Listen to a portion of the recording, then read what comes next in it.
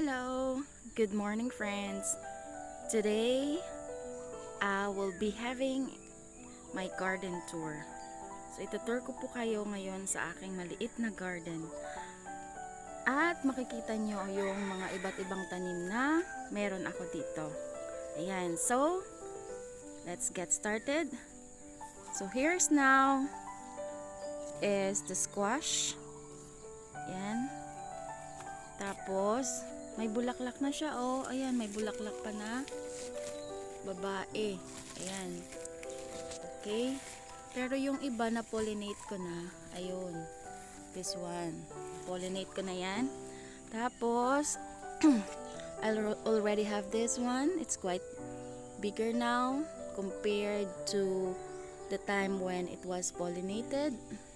Okay. And at the middle, I have here my strawberries. Yan po yung mga strawberries ko, which I have shown you in my previous upload. And what's interesting now is the development of the fruits. Look at that one. I really like the color of these strawberries. It's deep red. It's beautiful to watch, guys. Okay? And then over here, I have bitter gourd or ampalaya, and there's already fruit coming out.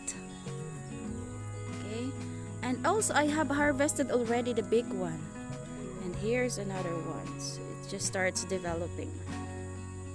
Okay, and these are the ginger. Yan, matatanda na yung mga ginger, kaya need ko na i-harvest. Nakapag-harvest na ako nung nakaraan. And I have uploaded also in my previous upload. Okay. On this side, I also have lemon. Yeah. And it's already bearing fruits. And the others are also flowering. One. And also this one. I also have some lemongrass here, or tanglad. Okay.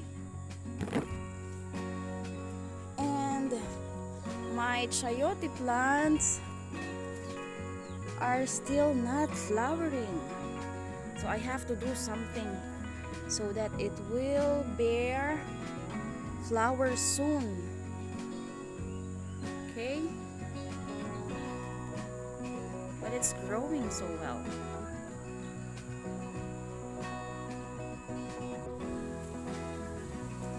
Now, since my garden is just a small space, I also have plants outside of my garden.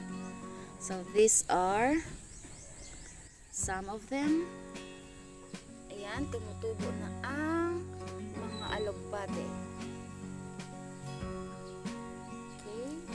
The bigger one is the seedlings. Oh.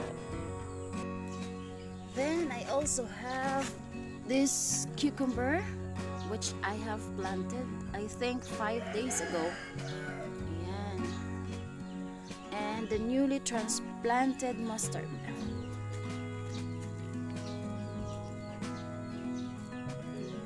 Nilagyan ko ng bed or harang kasi yung mga manok. Ayan. And this is the tomato. That's the other tomato.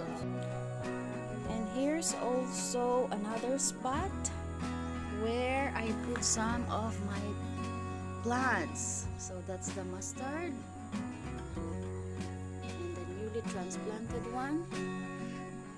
Also have some aloe vera here and the Malabar spinach.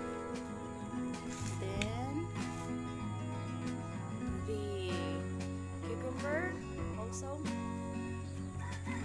This one is the pechay, and I have here the eggplant. So now here's another spot where I have planted taro or gabi. These are now my taro. They are bigger now. Malalaki na. Yan. This is the update. And I have also some bell pepper here. This one. Okay. I hope they will bear more fruits. So, that's it. For now, I will be planting more vegetables soon. Thank you for watching. Bye bye.